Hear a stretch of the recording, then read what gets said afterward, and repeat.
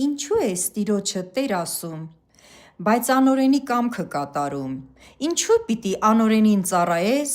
քո կյանքով, բայց Տիրոջից խնդրես, որ օգնի քեզ։ Ում կամքը որ կատարում ես, նրան էլ ծառայես։ Երկու տեր չես կարող ունենալ, կամ մեկին պիտի ծառայես, կամ մյուսին դու պիտի ընտրես։